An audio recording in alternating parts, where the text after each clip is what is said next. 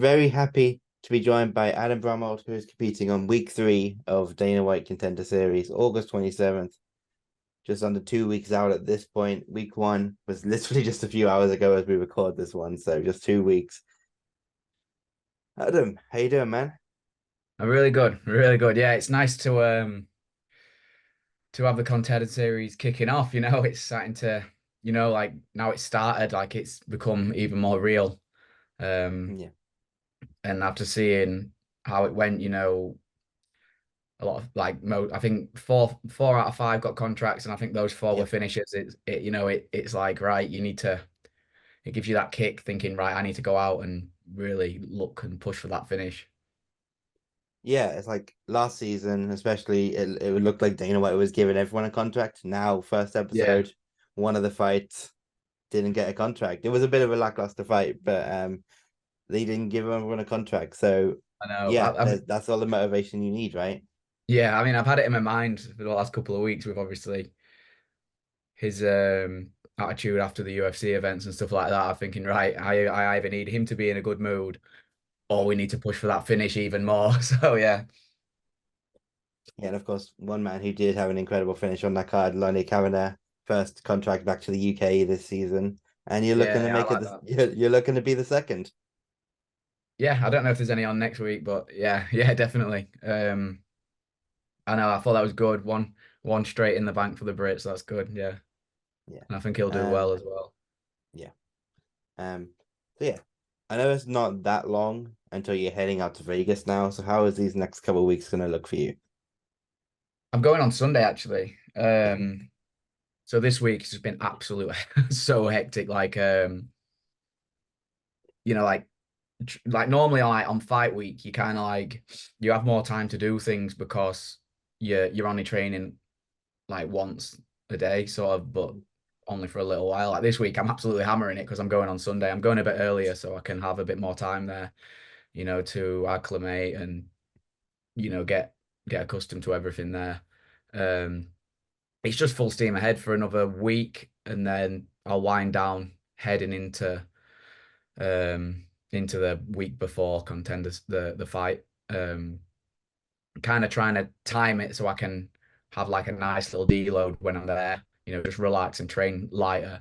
So I've absolutely been like hammering it. The last 2 weeks have been pretty tough in particular. Have you got plans for training while you're out there? Is it a case of just going to the PI Um, with your team, or are you going to visit another team while you're out there? I when I was there for filming in June, I went to a gym called Fight Capital and did some pad work with one of the coaches there. Struck up a bit of a relationship with John Belgame. It's called Fight Capital, that gym. So I'll probably do a bit of training with them. Um, yeah, I'm not going to be going mad. Like I'll not be doing any like sparring or grappling Yeah. and stuff like that because when you don't know people, you don't know people and you don't know what they're like, and like you're fighting for a contract with the UFC, you don't know what it's like. So yeah. Yeah, of course. Just quick look over your record. It's like right before this. It's been a long time since you were last in there. Um, it will be 2 weeks short of a year by the time you step into the cage in Yeah. Vegas. You had one scheduled for December, I believe, but it was cancelled. Um, is that the ideal preparation for an opportunity like this, or ideally would it have been better to have been more active coming into this? Yeah, I mean, it was a tricky one this year because, like I said, like the one before the one that I had last time, I had 2 years out. So like Mm, that was even less ideal. yeah, But it also like I know I can do it. I know I can come off a layoff because it's not like I've been sat on my ass like this year, like just waiting for to do anything for our book. Like we've had this in mind all year. Like from the start of the year, this was our main plan. It's just later in the year than I thought it was going to be. yeah. Um, so that fight after the last one, yeah, that was fine. We got the momentum back again, and then yeah, I was meant to fight in December, but he pulled out. And then it was kind of like, we're riding that like 10 fight win streak. Um, Records looking good. We've got to like assume that we'll be in line for this at least if we send the details to them. Especially like given that had opportunities to jump in late notice before. Like I knew I was on the radar, so management wise, they were kind of like, we'll sit. If something big comes up, like we did end up getting some quite big offers, like in summer. Yeah. And then this just came before we accepted anything. We were doing a little bit of negotiating and stuff like that. Yeah, so like I suppose it is a bit of a wait, but I don't really believe in like ring rust per se. Like I don't. I've not been idle. I've been working all year. I've been training pretty hard all year. I've been working on. Like, I've got a lot stronger. Um, and yeah, just been going that way with it. I'm not too worried about the fact that I've not fought for a while. Um, like I say, because I've had this in mind all year. Are you able to talk about what some of those offers were, or is that still a bit? I guess so. I don't think I'll get in any trouble. Like, so the main offer was to be um on the PFL tournament, Yeah. but that I wasn't actually in. They wanted me to be like a stand-in, like first Yeah. reserve, and I was like, well, yes, but at that point, I was thinking I need to be in shape and just prepare for the Manchester card just in case. Yeah. Um, so I think most promotions will give you a clause for the UFC, but sometimes it's a bit iffy if it's Contender Series. So Yeah. we're just thinking about that. Like, I didn't want that to get in the way. I would have been happy to do it. I mean, and I would have been in, you see, because I think they ended up having two or three pullouts, never mind one. Um, so I would have been in that. Um, and then it was just like, and like offers from pretty much most promotions, most bigger promotions that you can think of Yeah. as well. Um, but that was the main one. And it was just like in that period of discussing, like, okay, we'll do it if we have a clause for that. And then we got the email from Sean Shelby before like I'd even had chance to go through it. So Yeah. made the decision quite easy. Mm-hmm. Um, Malcolm Wellmaker is the opponent. Obviously, it's not like the UK scene where generally you're gonna have an idea who everyone is. Maybe you know someone who's fought the person.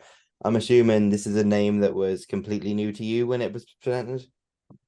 Sure, yeah. I mean, like, he'd probably not heard of me either, but Yeah. yeah, I didn't know who it was. I tend to just look. I look at the record. If I know him, yeah, it's UK. You know him, but I don't tend to know that much about every fighter in the UK. Like I just kind of take it as it comes with me. Like if I see them, Yeah. I'll watch them. I'll watch them if they're all over social media. I'll watch them, but I don't go out my way to watch a lot of fighting. So obviously, I didn't really know him.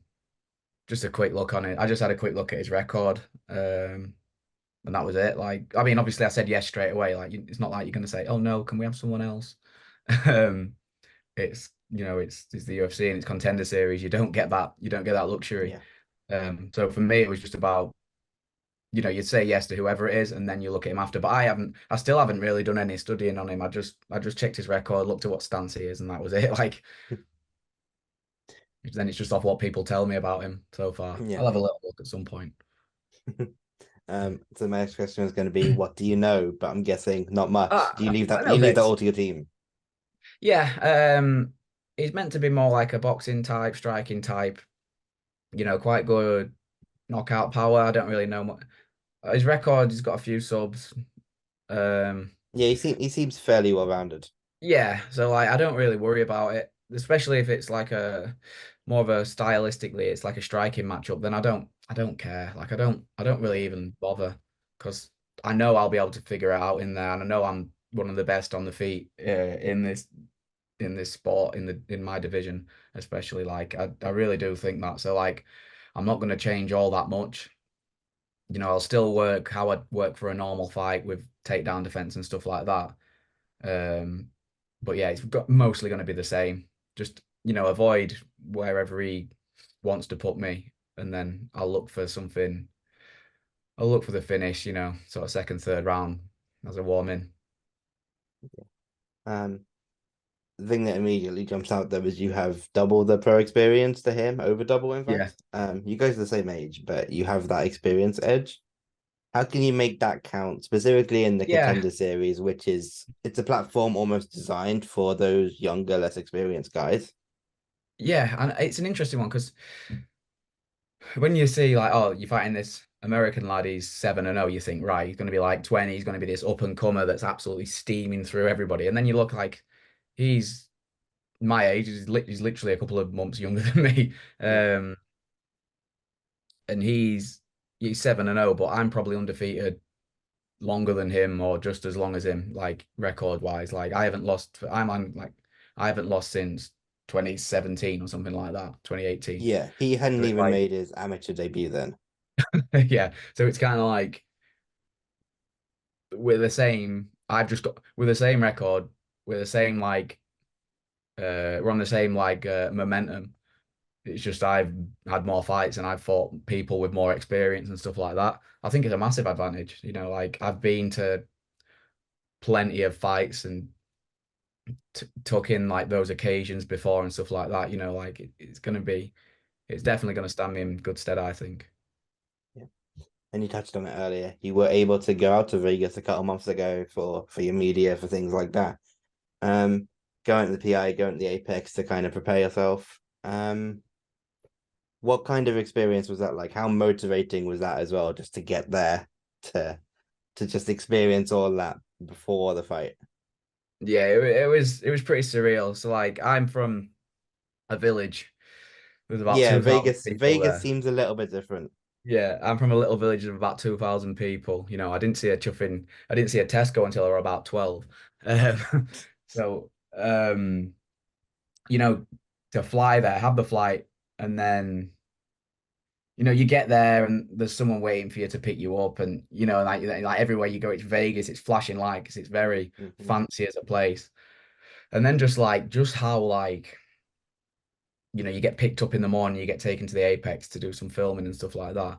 And it's just like how organized and everything is like they have a different person for absolutely everything. It's just like it's such a cool experience. Like it is like motivating thinking, right, this is it, like if all I have to do is beat this one person in front of me and do it well.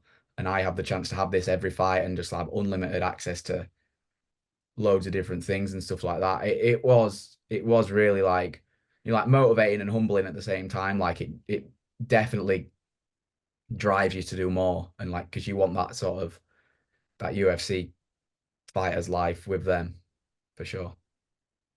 So what kind of stuff do they have you doing when you go? Obviously, are you doing your interviews? Are you doing your photography and things like that, or is that stuff going to come fight week? I already did it like Yeah, so it was like filming some training, filming some promotional stuff, big interview, photo yeah, shoot, stuff like that. We did all that there. Had a big anti-doping seminar lecture sort of thing. yeah, Um, it was done like I was fighting then, so I imagine I'll be fairly chilled on fight week there. yeah. I don't know what maybe some media stuff like around the weigh-ins and stuff like that. But I'm not sure. Like I normally wake up and there's a different email from a different person saying I've got to do something or whatever. But yeah, I've done most of the promotional work there. I think we might need some more, but we'll see.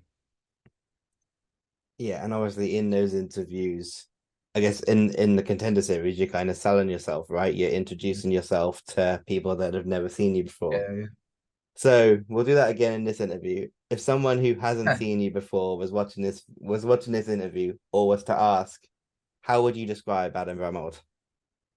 As a fighter, Yeah. Or as a um, human, whatever you want. like I just want, I feel like I'm a really intelligent fighter. I work things out. Um, I like to think of my brain as like an algorithm when I'm fighting, like it downloads information without me really knowing. Like I really, like fight IQ is my main thing, like to go with my level of striking. Like Muay Thai and MMA is dead at the moment. There's one or two that are keeping it alive, like Leon Edwards for the main one. But like we need more strikers in MMA, and that's me. Like I have trained Thai boxing for 12 years with John Pop, who is my Thai coach, who is from Thailand. He moved to England and set his gym up. I've trained there since pretty much the start of that gym opening. I've done all that separately and I've adapted it to MMA. I think Muay Thai striking style for MMA. That's what I'm bringing in, and that's my style, and that's what separates me on the feet from every other fighter. Perfect. We have a little quick fire segment, so I'm just gonna ask you some quick fire stuff. Some of them's MMA related, some of them aren't. Okay. All right. Favorite food? Favorite food? Steak. Yeah. Favorite drink? Beer. Any particular kind? Oh, I don't know. I don't know. Just a nice crisp lager that's the glass has been in the glass has been in the freezer. Give me that. Yeah, I'm glad we're finally getting someone giving the out of camper answer. Most people just say water. Yeah, I mean, I like coffee. I like I drink, it depends what answer you want. Like, but like the drink that I enjoy most is a nice cold freezing beer. So I'm not gonna lie to you. Yeah. Favorite breakfast cereal? Breakfast cereal, mate. I don't eat breakfast cereal. Steak, Uh, minced up steak in a bowl. yeah. Favorite movie? Lord of the Rings, Favorite TV show? Game of Thrones. Favorite musician? Oh God, Eminem maybe. If you count him as a musician, yeah, he's a musician. Yeah, Yeah. maybe it's Um, tough. f- Favorite sport other than MMA? Football. Who's your team? I don't really have a team. I mean, I was a I was a Donny lad for a long time. I used Yeah. to go to football a lot when I was younger, but I kind of just enjoy watching it now. Yeah. You can't follow them off a cliff. Favorite fight? Favorite fight? Yeah.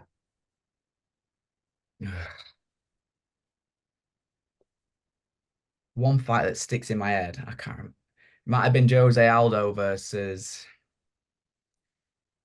Mark Hominick, maybe, Yeah. where he had that massive Yeah. ball sticking off his head at the end of it. I think it was that one. I loved that fight. That was a proper fight. That's proper striking fight. Favorite fight of your own? Of my own, Yeah. uh, second pro fight, ACB in Glasgow. Yeah. It's Favorite called, submission to sorry. sorry, it was called Kevin Loban, I think. Yeah. Favorite submission to practice? Anaconda choke. That's a rare answer. I've never heard that one before. Most people say Das. Yeah, I like the DAS, but Anaconda's better because you get to roll them over. It looks cooler. Yeah. Yeah. And I'm good at Um, them. yeah. Yeah, you do have an anaconda finish. Yeah, I've got your tabology right here. Um, I think I've got fun, two. Yeah. yeah. Funniest person you've met in MMA? Ah, that's tough. Funniest person I've met in MMA. Probably Danny. Danny's pretty funny. Danny Mitchell. Yeah. Cheesecake Assassin. Yeah, yeah. Or Rico Franco, he's a funny guy, but he's different. He doesn't really try to be that funny. He's just funny. And finally, best piece of advice you've been given? And I've ever been given Yeah. for fighting. Danny's given me the best piece of advice. I'm not really a nervous person. But he said once to someone like he's in the room, like he might have said it to me actually. He said, "Well, what's nervous gonna do about it? What is being nervous gonna change? Like, just don't worry about it." Like it's like the most ridiculous advice, but it makes so much sense when you're a fighter. Like, just all right, like you're in control of what you can do. Like being nervous or being worried or whatever isn't gonna change a single thing about the outcome. So just crack on with it. Yeah. Um, that's it. Thanks for taking the time to finally give us a hard sell. When yourself and Malcolm Wellmaker step into the cage, August 27th, Dana White Contender Series, what can the fans expect? Expect a technical striking masterclass and a cool finish. Perfect. Looking forward to watching in 2 weeks. This was really fun. Thanks and best of luck. Yeah, thanks a lot, man. Appreciate that. Thanks.